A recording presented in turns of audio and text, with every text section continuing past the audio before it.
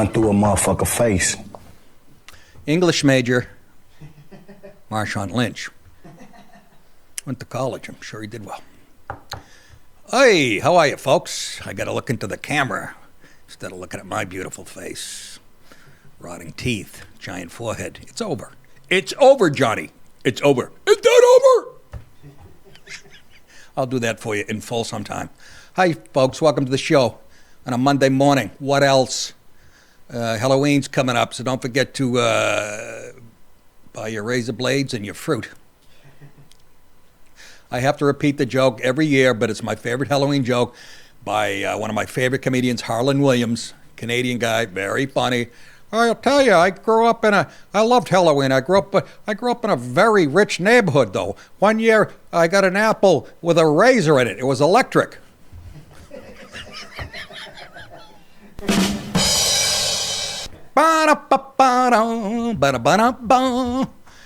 Good to be with you. Great weekend. Again, laid on the couch like I was Stephen Hawking, blinking to have my wife bring me food. College football. I recorded. I don't know. My DVR blew up. Blue smoke was coming out of it. College football, NFL football, the World Series, which is so friggin' good. NHL hockey, UFC. I had so much that I had to get up yesterday and watch the UFC thing that I paid for. I'm a sports fan. I'm 62. I don't feel guilty about laying around like an ass, okay? I worked out twice. Give me some credit. I walked around Forsyth Park here in Savannah. Didn't know it was Pride afternoon. Jesus, I wanted to put rings in my nipples and dye my asshole hairs purple, and but good for them. I'm all for it. I'm all for being proud of something you had nothing to do with. I guess we'll move on before I get this part of the show. We're supposed to mark down the funny parts, remember? Because I get social media now, so I'm not going to remember. Just write down a time. I don't know if you and I find the same shit funny, but I can't complain. Anyhow, where's that thing that helps me? Wow. Guys, we're doing a story later on about Ozempic being good for dementia. I think I just proved that wrong. Fucking left the house with no pants on today. But that had nothing to do with my memory. It had something to do with a co-ed jogging by the house. Cocaine. It's grade A shit. All right, folks, let's get to it. I turned this thing into, this show's got a lot of coverage about Trump's rally yesterday at Madison Square Garden. I didn't plan on it, the show being about that, but with each passing hour, I was going online and there were so many good speakers. I only took a few that I found interesting. There was a ton of them. I didn't get Dr. Phil and Hulk Hogan and some other big ones. I just stuck with the ones I found interesting. But do you understand yesterday? Do you understand what took place? It's really a watershed moment. You know New York City, and we're going to show a clip of Tucker Carlson, which is ruining my opening because he's so eloquent. It was a 9-minute clip. We'll show you a couple minutes. He just summed it up why Trump's so valuable, and basically said he liberated us from all this PC bullshit. And it's really true. New York City, folks, that's bluer than my nuts on prom night. Do you understand? Do you understand that? And that's the city where they were trying to, I'll save it for Tucker. But bottom line, they sold out Madison Square Garden, 19,500 people, 75,000 outside waiting to get in. Gee, I wonder if Kamala could do that without Beyonce rubbing her ass all over the place and bringing in, Louis Armstrong's sister to tap dance and all that other horse shit. Huh? How about that? About 100,000. New York City, folks. The Garden was at capacity, 19,500 for Trump rally Sunday. Even the Knicks are going, how does he do it? The NYPD said there was another 75K. 75K, that was their estimates. Outside, which that's mind-blowing. It's as you know, I lived in New York City. It doesn't get any bluer. And you know, just think about that happening 4 years ago, 8 years ago, 6 years. You can't tell me. I mean, and of course, MSNBC has to, and I knew they were going to go there right away.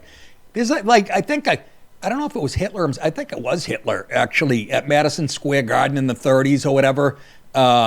Anyways, it was packed in front of a bunch of, Nazis. And of course, MSNBC saw this and had the nerve to splice clips from Hitler's old speech in with this. Joe Scarborough, I hope you get cancer tonight. And they go, you got till Thursday. And take your parrot with you. Mika. Retard. How friggin' dare you? And that's why you're getting smoked. Because you don't just call Trump Hitler. You call everybody in there Nazis. And that's the difference. Have you ever heard Trump bad-mouthing people who vote Democrat? No, you haven't. He's not even a full-blown conservative for Christ. You guys, you're cutting your own throats, and boy, are we. But everybody was there. And to prove that he's not Hitler and the supporters aren't Hitler youth, how about there was Jews there? That's right, real Jews from New York. Orthodox, practicing, people who are kind of practicing, Jews who mispractice. Some who are in AAA, moving up, some in the minors. Do you understand that? There were Jews there. It's gotta kill my friend Andy Kindler and whoever else, self-hating Jews. It's got to kill him. Can you imagine? There was a Holocaust survivor there. A Holocaust survivor at a Trump rally supporting Trump. But Trump's Hitler. You guys on the left, you couldn't have fucked this up anymore. I have receipts, as they say now, or video clips of, and I'll say it again, I lived in New York City, never had a problem with Jewish people. And I'm not just saying that to kiss ass. I was in show business. What do you mean by that? You know what I mean. No, I mean, there was stand-up comics who were Jewish, who I fucking would friend. David Tell's weird. I know he thinks I'm a Nazi, but I like him. He pretends to like me at least, so I don't know. But they have to be, I'm sure Tell is not one of these self-hating. Why am I bringing up David? I don't know. It just came to mind. Jon Stewart I like. I don't think he's happy with the left. Anyways, here's proof that there was some Jews there.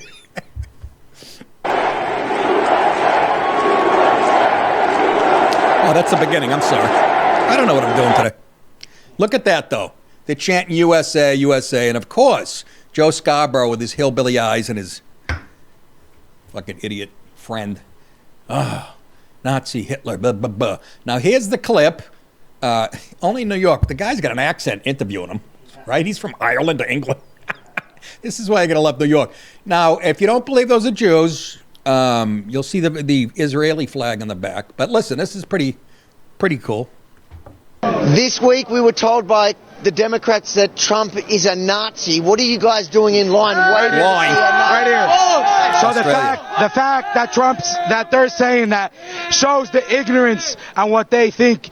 It is complete disgrace. They have no right to say that. Trump did nothing wrong. He's a good guy. He supports the Jewish community. He supports Israel, not like the other side, all talk, but they do not do the walk. It's about time we get law, order, peace, stability in this country, and we bring the world to a safer place. Look at Woody Allen Trump on the left. 2024. Those were some tough Jews.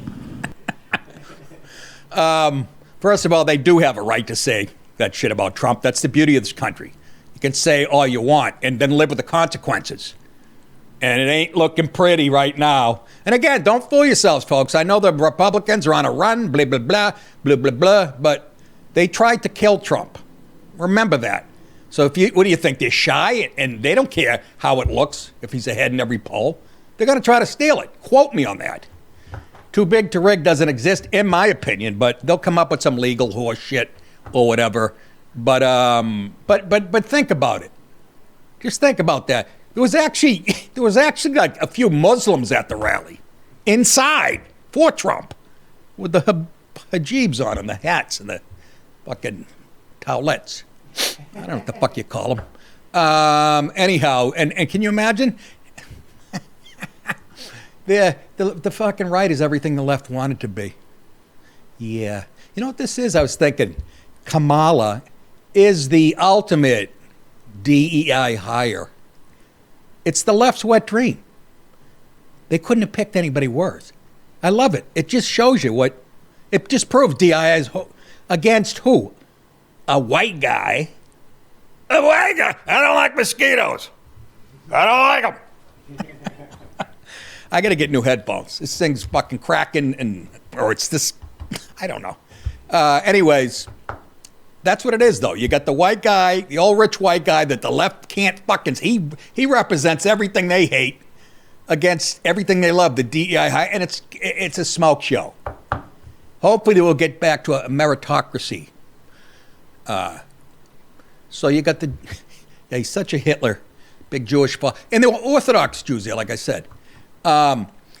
Earlier in the evening, Tony Hinchcliffe, he's a comedian who very popular. Kill Tony, I think, is his podcast. I met him for the first time 3 weeks ago at Skankfest. And he said, "I fucking love you. I used to hear you on Stern, and it affected my comedy." I mean, exact words he said to me. And I'm sitting here watching, going, "This motherfucker's at Madison. How did I fuck this up?" I was the lead, folks. I'm not blowing my own horn, but anybody can tell you. I was the fucking lead guy on this shit. And I like this kid. I met him for 5 minutes out. I think he's gay. I'm not even sure. I never hear. Pretty sure. Doesn't fucking matter. So he goes on early in the evening, and he does what I think comics should do, and he should have felt safe because, again, it's a Trump rally.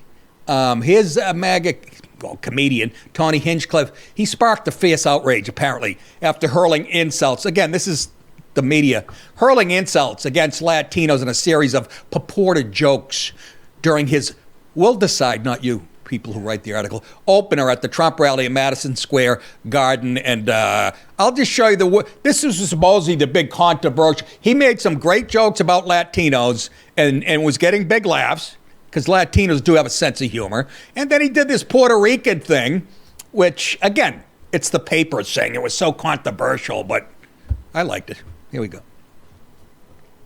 There's a lot going on. Like, I don't know if you guys know this, but there's literally a floating island of garbage in the middle of the ocean right now. Yeah. I think it's called Puerto Rico. ¡Ni quédate quieta! ¡No come mierda, sarna, hijo de puta! ¿Qué te estás haciendo ahora? That lady liked it. Or hated it. He added, it's wild, and these Latinos love making babies too. Just know that. They don't do that. What? Is that right? Am I reading that wrong? It's wild, and these Latinos love making babies too. Just know that.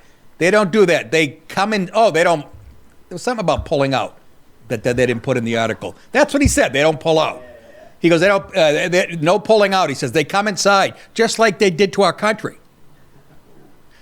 I know. Republicans of the party with a good sense of humor, Hinchcliffe, 40, cackled after taking the swipe, which drew some laughter mixed with unease and 12 people out of 19,000 got their panties in a bun in some corners of the venue. Some of the guests that later took the stage later praised Hispanic and Latino voters and underscored the importance of the voting bloc to former President Trump's chances of victory on November 5th. And I say to those people who tried to clean up his mess, Will you shut up? Will you please shut up?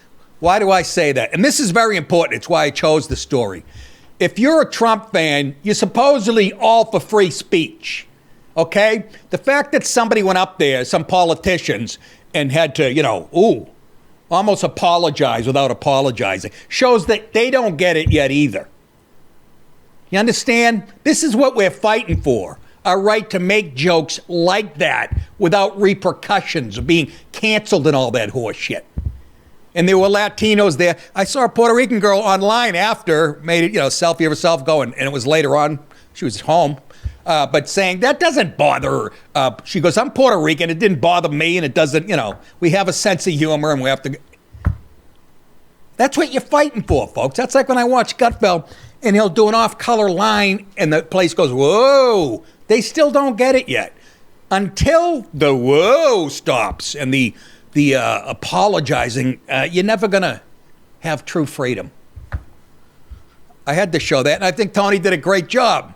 And he told me I can come on a show anytime. Maybe it's my problem. But he's in Austin. Yuck. But I go to Dallas. I should jump, right? All right, I'm an asshole. It's official. Hey, folks, got to ask you a question. Got an appetite for excitement? Fill up on Sauce Boss Barbecue, the newest exclusive slot game from DraftKings Casino. Play for mouthwatering wins and check out one-of-a-kind features like the collection multiplier and progress saving. New players play just $5 and score 50 instantly in casino credits. Download the DraftKings Casino app and sign up with the code NickDipShow. Then get a taste of Sauce Boss Barbecue exclusively on DraftKings Casino. The crown is yours. Gambling problem? Call 1-800-GAMBLER. Or in West Virginia, visit 1-800-GAMBLER.net. In Connecticut, help is available for problem gambling. Call 888-789-7777 or visit ccpg.org. Please play responsibly. 21 and over. Physically present in Connecticut, Michigan, New Jersey, Pennsylvania, West Virginia only. Void in Ontario. Eligibility and other restrictions apply. One offer per new casino customer. Casino credits are non-withdrawable and expire in 168 hours. Terms at casino.draftkings.com/get50. Ends October 6th, 2024. Mm-hmm. It's like those airplane announcements. They're getting longer each year. Don't you sit on the plane and they just... It's got to be 5 solid minutes. You can't light a campfire in the bathroom on a plane. There's a list of stuff. Please, no, and if I hear the thing about open the thing carefully, when you're in your seats, make sure you're buckled up. But it goes on for 10 minutes. Don't touch peanuts, and people are allergic to those. If somebody's got a mask, respect that. If you got to poop, let us wipe you. And it goes on, and then they go, enjoy your flight. Okay, I'll just sit here like a mummy. And then they come on 30 seconds later and go at it again. That's right. And then once you reach cruising altitude, they go at it again. That's right. Which is so funny, folks, because if there's any real problem at 30,000 feet, all those rules go out the window. Like Mike Tyson said, when everybody has a plan till you get punched in the mouth. And I would say heading into the ocean at 40,000 miles an hour is a punch in the mouth. I'm going to use the fat guy next to me for a fucking flotation device. Who's with me? Anybody?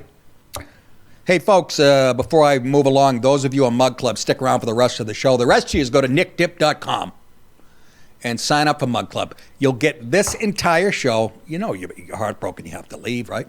You'll get this entire Steven Crowder's entire show, which is a couple hours long and is filled with information that you can fact check and laughs. And it's like I said, MGM production. It's amazing. And also you have Alex Jones pops in and out as his guest. Brian Callen has a show on the Mug Club. And they have an undercover team that's already broken 2 national stories, and there's more to come. And with the election next week, or whenever it is, they have people on the ground everywhere. Everywhere, like every state. I don't know how he does it, but you want to do that. So also when you're at nickdip.com, yes, click on the tour dates. Exactly. Click on the tour dates. November 9th, which is right around the corner already. Bridgeview Center Theater, Ottumwa, Iowa. I will be at the Bridgeview Theater on November 9th. Please show up. It'll be a blast. Second half of the show. New date. Oh, I got a new date? Jesus, they didn't tell me that. I'm the last one to know my own. February 20th, thank you. February 20th, Bricktown Comedy Club, Tulsa, Oklahoma. Bricktown Comedy Club, February 20th of 2025, Tulsa, Oklahoma. I got in trouble there years ago, 15 years ago, on morning radio. I think it was Tulsa. It's where Oral Roberts University is, isn't it? Or one of those. It's a school that has the big, giant praying hands. in front of it, like a statue 40 feet high. And I was on the radio, and I go, yeah, they ought to put a dick in one of those hands and let tourists know what they're going to be doing while they're here for a week. Oh, the phone's lit up. That's what they said to me. They were like, oh, yeah, the phone's lit up all right. And then they yelled at me. Hi, good night, everybody.